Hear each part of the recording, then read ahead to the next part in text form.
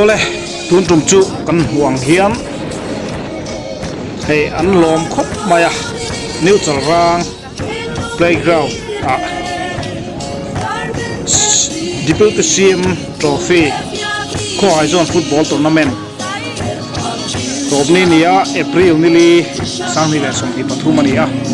tuna hian Sialhawk nula te le wangtang nula te Sialhawk GSA le wangtang GSA final an khel mek ani a Sialhawk fans lamte tuna top trep to a Sialhawk lam hian chakna an changdon ni na langa fans pon au phur khop maya hun top na huisil tuna hen ari trep to ni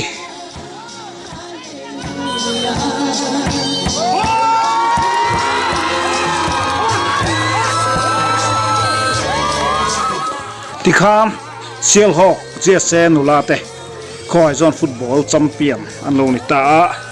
fans te po an lom le mai hemizo hian men mipa football senior champion khele don ni a tuna kan mu te hi wangtlang players ten ni an thathe tro khop mai wangtlang hi in khel an thiama tun ma tang po pakhatna mina nei photo an ni a tuna kan mu le te hi Sialhawk lam GSA players te an ni ve thung ani ani hian voinia hian final an khel ve tho don boka a mu nom view tura po ngai la wangtlang lam pon fit mel thau khop mai kan sita kan khan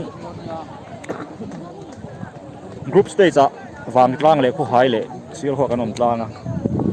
Sialhawk hian wangtlang hi true one in lo ne to a amar titia san angkal chhoje la wangtlang hi anon chak chhoje la dekhan group stage a han pal tang chowa in final anon lut theya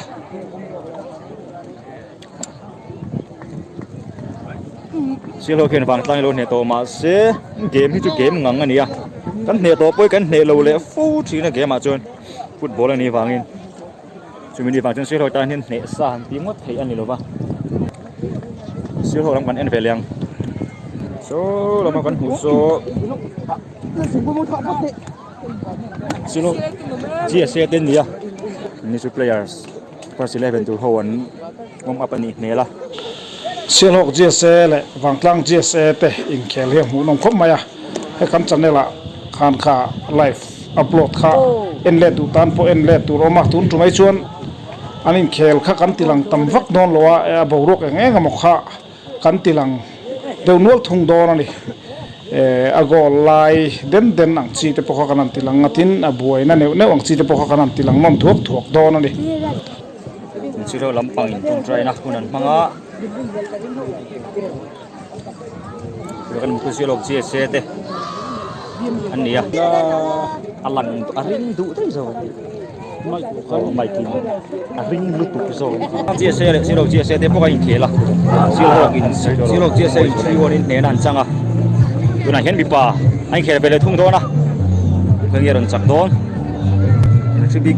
chi lo fa mas munom tak kanen turanga yango kan sorin moya an assistant coach elal froi luanga manager sakop lorin moya le physio ms dong lian ate wangtlang la mi hian 4-4-2 formation ron mang don thunga ko ha yam first 11 hi asuma khan ni game la start la min no kheya ma lo chi và Sialhawk la bên an four la wangtlang la min di line pula free kick an hua golan chantir thei do nem result hi 0-0 ala ni sini wangtlang la min free kick nayang set sota changin an hua a lawom tok view me a pet thiam tan chuan ki ma to chhongmon ki ma khel si lo lim oma a khel thunga golan chan chi thei dem wangtlangin no thirang a pet selova awan goal chiang ma goal ta wangtlang la min golan on thunta free kick atakin goal ban man ko tira second ball lo chuak le kha wangtlang là mình goal là anh chẳng tí ra chúng ta còn pe goal tu kha cần cho thấy chia rồi không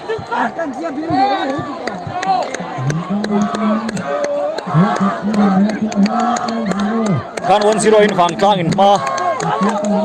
an troi ta ni match munum takanen dura ngai la silo la bin sipur su le ngai tumin an nor le ta team captain in ron bet chuka van klang le min ham goal zau mai free kick silo le ron sui vela dona la boya ron ding chuka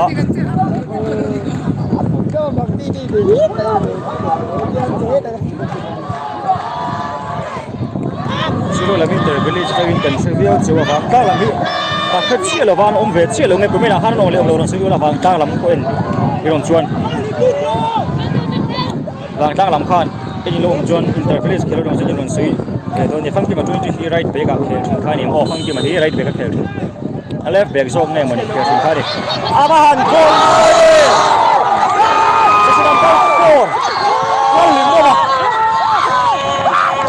free kick on beta jersey number 4 lima lim oman silo sikoro sur beleta dikha turan goal din hun 1-all ani tani silo 1 van kang 1 ani beleta game jagina hu no ba silo lang ball throw ni en ve hu no min kan mi zo pui nge te ball pe en chu man ha thi ne ne lo mo me ball throw aba han teu e a goal le ta kat ma goal throw bin chi de dia ka adinga chi bi chi dia ding chi ka sai ta ngin ro thuang le na a to wa a pe goal tu ka ro thuang le na a to wa ani ti kan goal din mun 2-1 ani ta ni second half fan tan le to na tai mi kan lo chin sia du ta kin ni le li nga ni o tu na da ni le minute samli panga ni ya minute samli panga ve ve an khel do na minute samli panga an khel do minute samli panga an khel le do ni second half fan ton le to tu da hian sil hok lam man fall le lau maya wang tlang lam hian free kick an mu le ta hian ai free kick atang hian anti goal le do nem kan thlir le ang free kick atang hian anti goal thei mal khop mai wang tlang lam hian Abahan goal moe a goal ringot me wang tlang lam pang abahan moe chu dia ka apas leita keeper tan kha chu man har lu tu kan ya tudron pet goal tu kha an tlang nung lam pang ame jersey number 8 the team pu ya ni free kick atang bokin anon pe goal ya wang tlang lam yang goal in mun 2-2 ani ta wang tlang lam 2 sil hok 2 ani game hu nom le mai sil hok le wang tlang game atang tha khop mai tu na chuan he boina te naw lo lam chua dan kha kaman thip vela thuk thuk ang tu na hian kan huang hian ke wang tlang lam in free kick an hule ta helai hian ngun de lo thiri la vini in khel boruk ne oron chuak chho vel tan na kha ni ta berin langa ti khan so solai son kan huang son anan in bor dewa nge mo chu o mane kan hu pha fia lutuk lo ta players event lam lu ta he te ponom tren korsen ha fans kuron tlam tha khu khwan pakhat ta su nek ni om takania chulai chuan in soimol phona lam ni lo sela hela hian khalaya afil chung boy ka chu free ten oma khang khan an ching fel mai tunia fans lam pon lama tanga zonin rol kha kan ti lo top tu te po ani ti kha sheila hun kal le sel tura ti hian nan boy nek neka helai hi then ka chun thina ur le ni ti so asiat tamai ni kan hu dan son chiang zokin hei Facebook te WhatsApp lama te media lama in hilna tampa me voin hemikan game mu hi atunga thiam lo ma sa jok ti lai kha chu clear tu ten kan thia thiam mai tur angai la ti khan helai hian ti khan boru aron in mung chowa physio tan lut pheya so lai son anh khoi na deu ni tura ni kanan soilan du chu I ain khel te po fair takin keeper hi referee ten an line an huam chunga chun an chan em thina keeper ta na hla om lu tu ka chet kha phal lo ani poka tin fans pon lam tangin I players te kut kha ke mo khatiang kha thil phal lo bur ani poka maro chu lo ti du tok kha vele zau thina ni atran anat to phei chuan fans tama po buai ngel hi atam thina ni chulai chuanin atu te mai po hi he game atang po hen kanin enfia angai khop maya infiam mi kan ni chuan ril zau tak kan putanga ya kan thin lung po thiang lem tur ni thiana in siam na in kom ngai na kan man kha atang kai dan tur ni chu ti ni lova kanin mel mak pha ni chuan I athalo hle don ni chuwang chun thakam thir zelang ni an referee ten tu thuk na tang non siam tura ngai la an players in liam po ron dam le to na lutuk lo tura ngai la ni poron sale ta hei khuwa dura ruasul do na mo kan te wang tang lam panga in liam na deu kharon dam le to moi ta ken khel chun som tura ngai la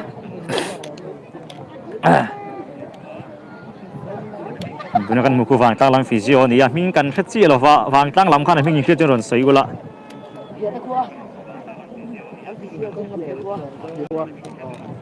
vàng tang mo last time zil lai bi ta khon golan chan tir thei ngem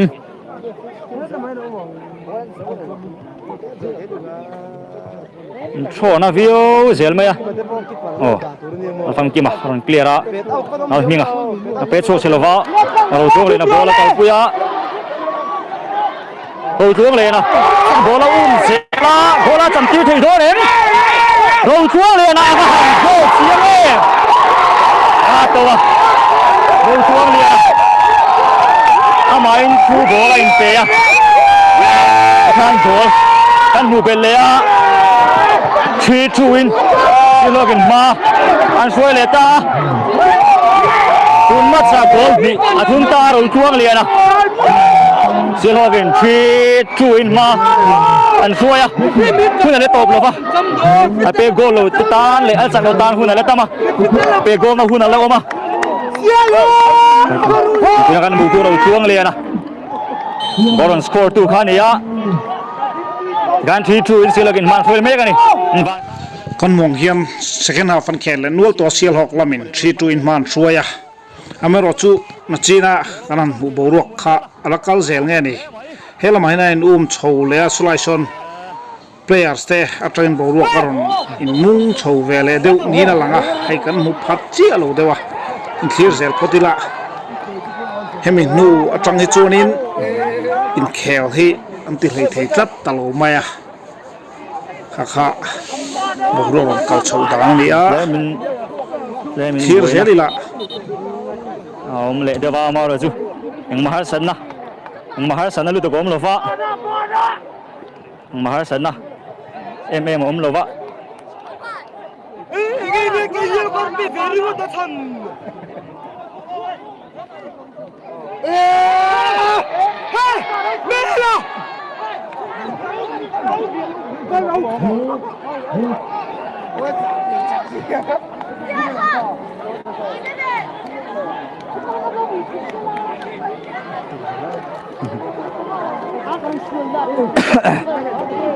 cái mà trắng tổ xí ạ,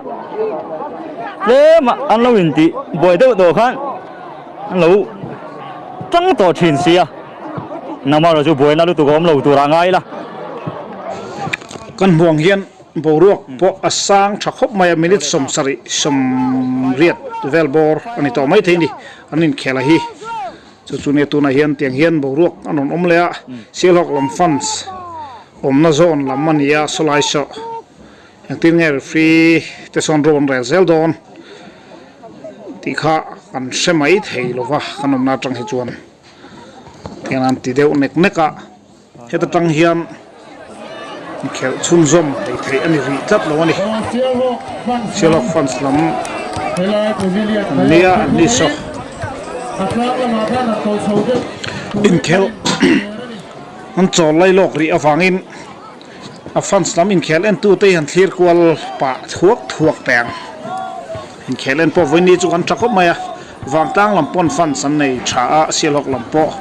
nine trip na sa ve thau boka chutiang chon nei in khel hi he ta feel sir kuala he chon khat moi tokin kan khat deu vek ani deu ber mai winia helam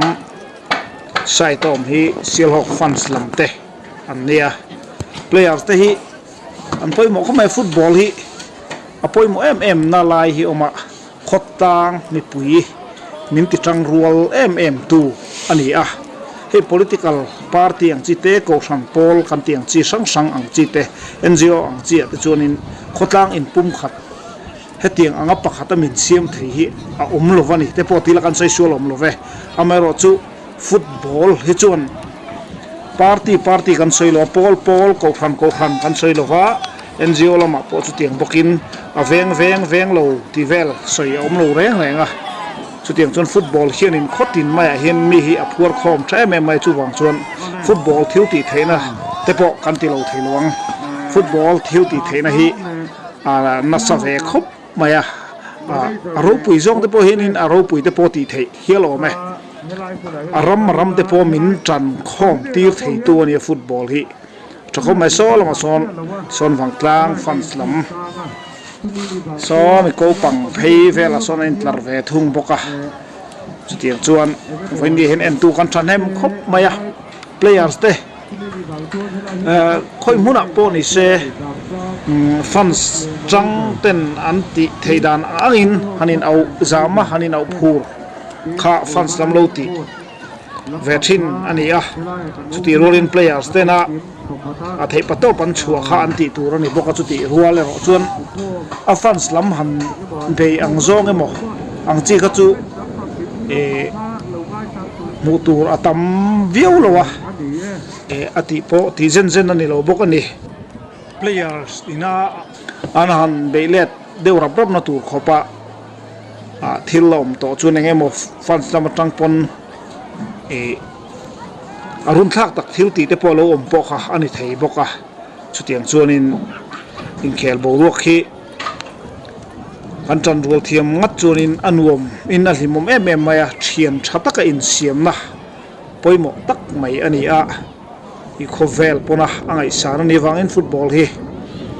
in mel makna ni lovin in thian thatnan in chung khatna na kan man thiam sam mi a poimo hle azir po kan zir zel ngai ni a khuwa amo khatiang han in mel mak phana nang chi ka chuanin akal lo tura po ngai la khoi buna po ni se chang omanga chaklo chang omanga i in fiam na in ti siak na ni miawa van nei lai oma van doi lai oma chu tiang zel chuan eng kim tan hun ruat om ati kha bible po chu wang chuan kan hun ruat chung ani lo chuan emo han chet view po tumila kan hun ruat ani lo chuan chet view thei chuang lova kan hun ruat chung ani ro chuanin eng tin amo khanin kan chet thei view zel boka ka tiang khaneng kim tan hun ruat oma ti ani kha phun hun oma phoi hun phun phoi hun om ti te ponia eng poni sela kan chan to ka lung oi thiam mi hi apoi mo em ani tuna chuan field chung lam pang he han thil la ta line khel theilova helama hian Sherlock players te noma fans lam bo ruak khichu om to lo ni na langa solama son wangtlang players lam te le security ten om boka voinia hian in khel he achol lo thei ri lo awangin engama chen chu ti hian in khel chol lai lok ania official lam ten hemi wang hian wangtlang lam le Sherlock lam te coach le manager te ve ko in pavilion thu truk na mumal nei turin ron rel ho ta ani ber mai chu ta chuan referee ten hun to pan na siam chi alo boka engtin nge hunin ti top do nge nak tuk lama khel chhun jom le turin an ti do nge lam kan shelawa an ro rel dan ang hi akal dan tura khan kan han ngai ringot mai ani a ti hian kan muang hian in khel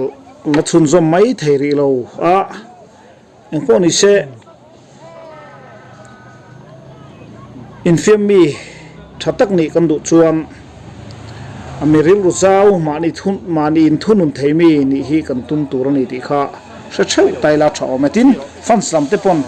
ikan au du dana te kan che du dana te mi poi khoi lo zonga om kan tum sam apoi mo em mani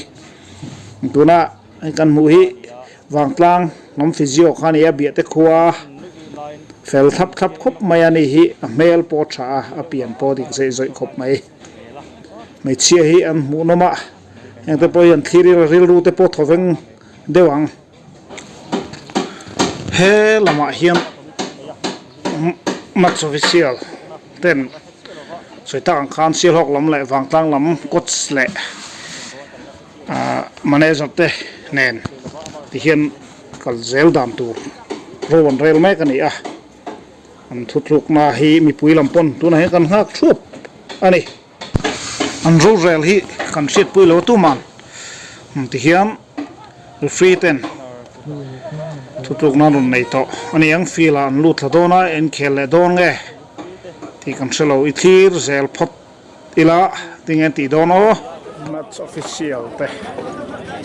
ro rel on kal pui don ta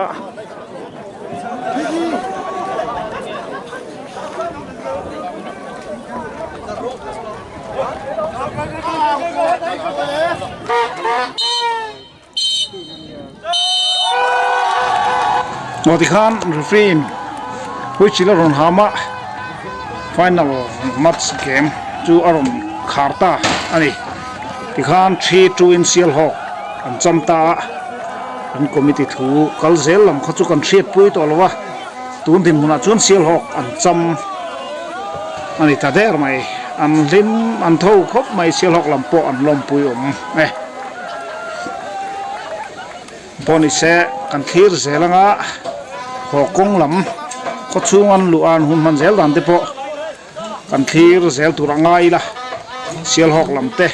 an lom puya oma chuti rolin wangtlang lam te po kan lui pui tak zet zetani tuna hian kan muang hian Sial Hawk lam ten lom tu soi trong trai na players ten an nei dona trong trai don ani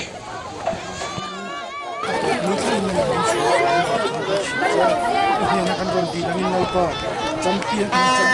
bang tu pon lo ko che chon ni pa ti huna hian kan chago ha chapo nei lo tu kan ni je te atharin na ni she tha hi le la kai hun ta kan ko chu na ko ni pa nei ni ga na ko se ro ka ni thi nan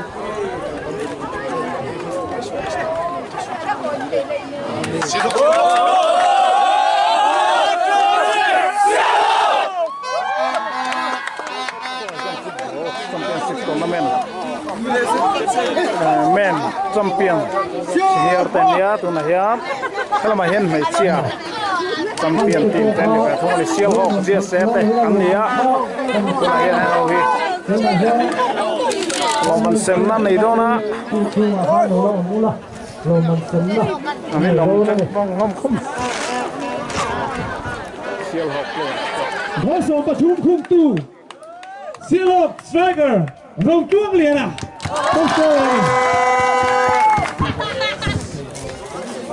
còn hơi đâu PLP thôi best keeper loman tuna sem le hơi đâu để làm tiếp rồi hơi về luôn anh là best player thần số Sial Hawk GSM trong in Lan Chan Puya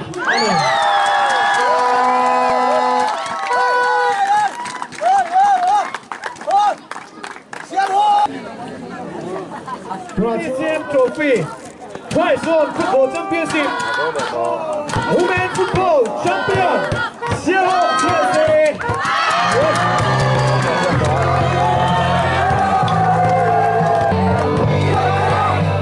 Trang Nghệ Sông Thị Bật Thung Senior Football Champion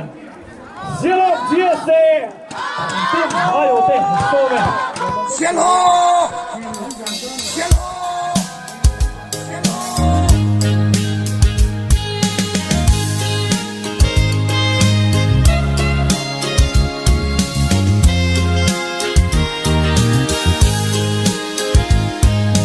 Kapiana sial khopui imoi chuange ichunga zaleng tin kan limza e udang wa khodang rek kan ngai ne le sui lung ruwa lin na wang kan nui za e unzi sial hok tan o kan thei po chua zelang sui lung ruwa lin lasi kan duai ne mo sial khopui kan than lai asang ze le ichunga limte a wal kan chai na dil huan le mi lukhai le sikul ta le sekot ai bitlang lungdur hun thei mit kha an acham reng mil kan phal lo unzi sial hok tan o kan thei to chua zelang sui lung ruwa din lasi kan duai ne mo sial khopui kan than lai asang ze le tu na zong sial khopui khai joy le te ai zol le kan frang aleng zong te sui lung ruwa in thei lai kan por sa e or dur ne el wala kan lam sia unzi sial hok tan o kan thei to chua zelang sui lung ruwa lin adu kai ka lasi kan duai ne mo sial khopui kan than lai asang ze unzi lasi sial hok tan o kan thei to chua zelang sui lung ruwa lin unzi lasi kan duai ne mo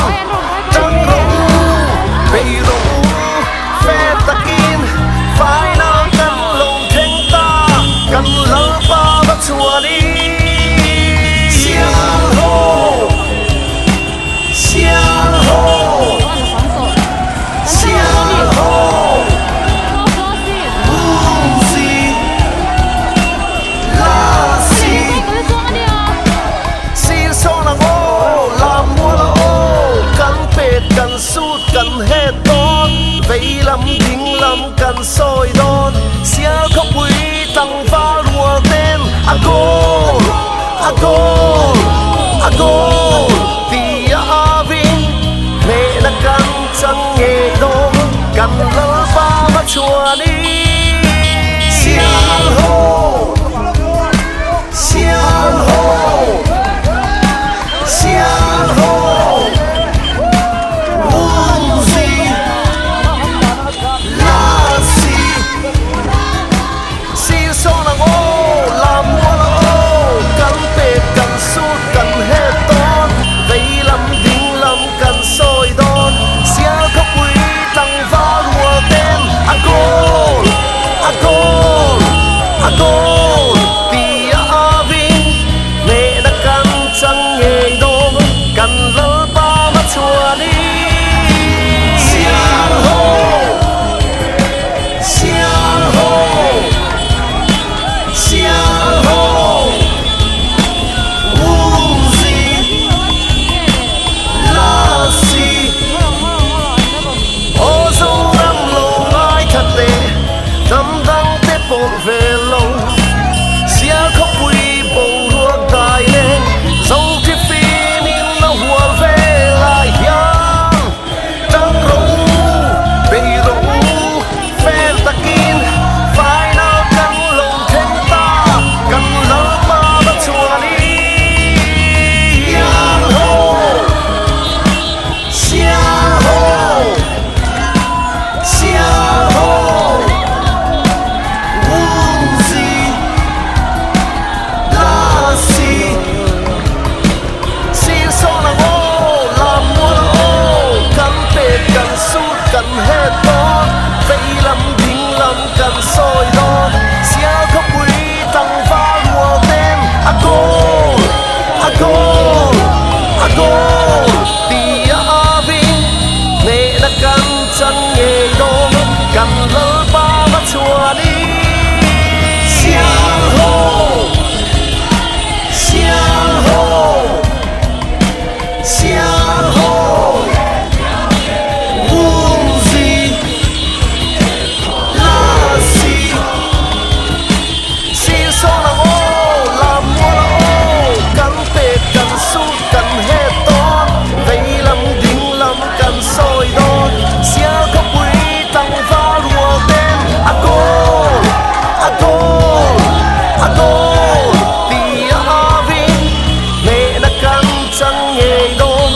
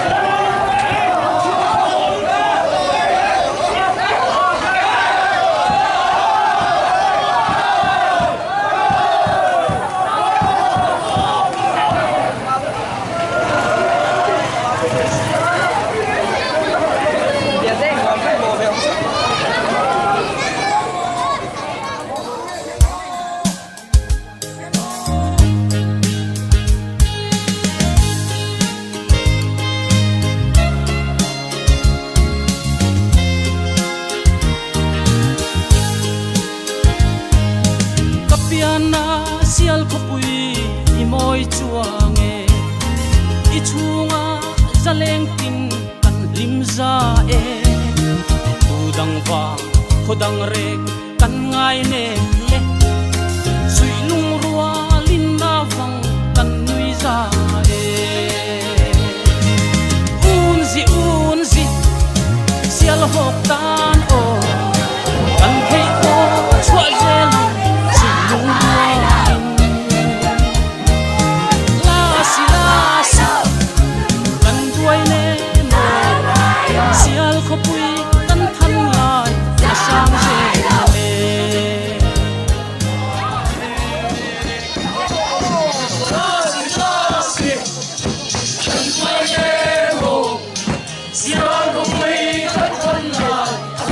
je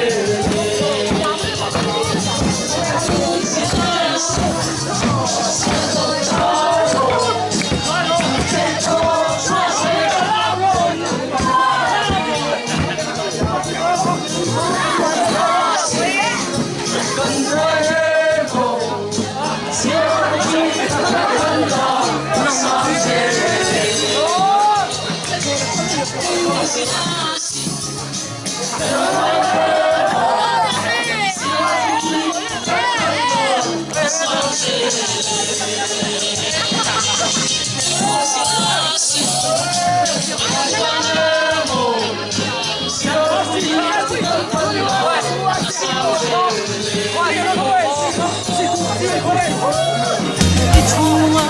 limte a tual kan chai na dil huan le mi lukhai le sikul ta le sekot ai bita lungdur hun thei mit kha an acham reng ngil kan phal lo un zi sial hok tan o kan thei to chua zelang sui lung rua din la si kan duai ne mo sial kho pui tan than lai asang je le tu na zong sial kho pui rai choi le te ai zol le lang rang aleng zong te sui lung rua lim thei lai kan vor za e por turne khel muala kan lam sia we un zi ai con rei lu tu man ta chi kha ani to che lo ai kho lai te a lo ni bok ne ai vo india pathian mal som na sia lo khat ang in kan han tong le a lo mong khot mai ai tin lai kho hai zon football volleyball to ne na kan players te anan chua klea gsa roi tu te le kan players te coaching staff te thorim na aro pui tikhok maya vo india mechia football senior mechia le mipa senior champion kanan dia volleyball a mipa kanan champion na under 14 na le mechia te volleyball a kan du thu sam sia chu kan han thleng phalawa champion kan han dilawa ma se alu pui sam sam chu kan hui ho veka hei hi ma ni mishing lam ti the ni lo wa kan thorim na te ne pathian in mal so ma nei ti bo india lai na players kal khom te siro khatang mi pui po hian kan sia tangaya lom thiam tok te kan sia tangai ani ti kha kan soi pasarwa tin kan sia thewangin nei laya kan yin kha na pitanite usai trongal saya dorala sport trantira trangin ai ki ni soya fa kal ve lo tan phe chona ni kha kan peng ani asial ho khomi pui sport thi ati an om lo china hena ti thu lo zo community tu khop tak ani sai te om khom na pia na sai te om lo chon result ko kan se thei lo bo ro a hit lo kan ti phải thích mày đi cần sẽ mà ông cần thì ra cần đâu ý đó chứ thì còn cái gì อันนี้ข้าจันอินตะกุเกลายเราตะโพเห็นกันเสียเรื่องกันริงเสียดอกหัวมีปุยโพเห็นกันเสียงอันนี้ที่ข้ากันสวยลงทุนนี้ดินทุสวยดูในเตโพกันอมบินารินออกมาช่วงนี้จะช่วงประเทศเนี่ยเราลงทุสวยตรงใจนักกันเองอ่ะกันหุ่นกันดูตัวนี้ให้เปลี่ยนสเตปเล็กเนี่ยมีปุยจังหวะเห็นลงทุสวยกันบ้านสายเอ็มยาเสียลงเสียเสเตโจยงตู้กันในชัดชีนะกันวีซีเตนู่นเลยป้าเนี่ยที่ตัดไม่เร็วชีนะนี่มีปูปุยมีปุยที่สงสัยมีคนโจยองพวกอ่ะที่คานไฟนั่นแหละวันนี้โซ่กับกันจังเบรแต่เราไม่มีเชียงส่วนกันเปลี่ยนสเตปเลยก็จริงสตาร์ส่งเตเสียสตาร์นี่เบกนะเราปุยมีโทระมีเบกนะละมีถ้วยนะละที่ยังกันเตะละจังเปลี่ยนกันอันนี้ kan long tak zeta isi se shoi tu iowin obi iowin long tu ka soi tak meu ani ka soi thei to si po ya se lồng cắn lồng mà đi chiêu học chú tôi biết cái sợi đòn sau đó ya thì final bóng ruột khát yang khá đi ya thì là khua thế thì cái mỏ thì cái thì cái mỏ tu ra đi làm là vào champion cái nha mỗi cáikin lấy cái nào thế bộ khớp chân ông thế này nè thì mình cần bộ chủ trang mà thế bộ bóng ruột cắn này vàng in để champion cắn này vàng in thì lâu số cái thế bộ hiện thì ăn bù lệ thì cho chọn thiệt mà ngay cái thiệt cái này thì soi sim thì cần chặt vậy à thì quay mấy thế những mà thì không cần để đồn chú bạn chú tiền là chú dỗ tổ dỗ cần gì thế bộ ngay này chú bạn in là hiện cần mình thiệt champion cần đi này mình thiệt nên là bát hiền rin chana champion cần đi rất lâu chuan bát hiền chơi môi chung cần đi lâu chuan champion mình là thế bộ thì cần đi riêng là bóng tì thì cần riêng theo chú vàng in mỗi takin cần đủ thế khá mang ăn hủ lệ thì là bộ thì chiếu hộp takin mỗi takin thì cần đủ khá thì hộp một tí thế khá tối đấy cần soi về đủ bây giờ sẽ thổi in ra ra với là champion cần phải nhớ lồng bóng thế à sẽ cái điểm thiên này là lồng thu sẽ là chọn players cái impact na ra ra với là cần champion thế có hai zone là bị chia lên đi ba hết tiền ba kia ông chuông hết cả cái đó cần chịu nhiều tên van thua ya van này đi pay chú đi sẽ là chú à phải chăm thấy cái bộ cần mà sẽ cái thiên này nó mất đi đâu à mà đây là chọn players thế ta nó sẽ tụ thêm hàng này nhiều lắm cái đó là đi là hey cần senior team assistant coach bu itself ko tlong homa ko hi maktu ba chhudon hangin zani na players zong te hlai om ho zong te tan hen idea arsa min so sabdon ka kan cha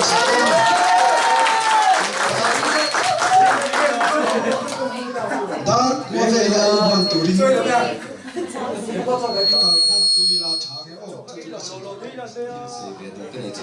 với là match kan thil dan kan duang in thila kal do phek angani ta match kan khel do na thei to chu turin wa taw khan min ne no man cha ton ti kan yu shil lo ka chu tiang chu na ron khela chuan an a game bo go po sa ma kan tia kan soy nge min som sari panga vela phei chu na aron sang view nge thei kan tiang do kha mi som re na chho vela chung khati ha kan di ta kan khel chuan thei lo amera chu vinya han khel tuan thei po ni na min ne big to khel lo me the khating zong khan chakna kan changa kan chakna chandana te po khan chapo thei kan ni lo kan khel ma kan tong trai da na te ne po khan kan phu to kan ru kan huanga in ngai la poi mo zo ka chu match kan fai le rein voina mi chia po mi pa po poi mo ber ching chu thei to chu hi ne me kan thei to kan chua kan fai thi chuan kan chak lo ni chuan tu ma min tem ngai lo ma se kan thei to kan chua lo kan chak lo chia hian mi hian min tem chi ti hi football a chuan chia tu ka sei non le kan thei to kan chua kan chak lo chuan min tem ngai lo kan thei to kan chua lo kan chak lo chia hian min tem chi ti ka ni se wena kan champion a alom ma amero chu chapo thei kan ni big lo kan van ni athleng ti kha omela kan king puile voina kan ne te po kha kan tum ne don ni po kan ne to nu ti kha a thiam lo cái chuyện này cũng là chuan cái chuyện này cũng là chuan tụi nó cần phải tổ là hình ông riêng này đó rồi cái ngày đó cái mình sẽ kan soi bel du chu hey kan lim kan lom na te hi ko thenom te tan chuan anu na ve pathian pi kan siat re ta poi mo a kam te po kan man thiam pi poi mo kan ti the ni lo pathian min tho sakani ti kan siat poi mo a pathian ne na chung trai nge olal ba kan pathian min angai min om pui tu imi om pui na te imi kai shuai na te sial ho khatlang in kan chan je lawangin in ne na lom thu kan soye ei si kan siat wangin voin nia te kho hai zone football championship zone na te champion khel turin sial ho khwa player zual te kan han pheya lalpa kan pathian solai muna kan om chu zong ten nangin bin venga bin om puya buai na lian tham lu tuk te har san na lian tham lu tuk te tok lovin hun tha min pe a tin kan be sei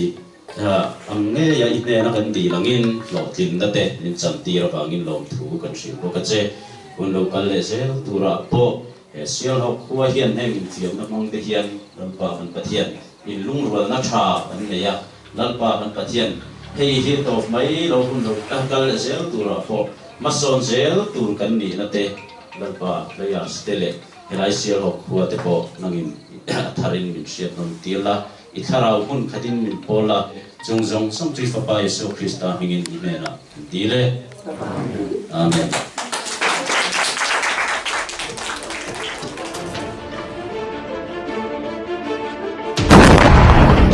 Lay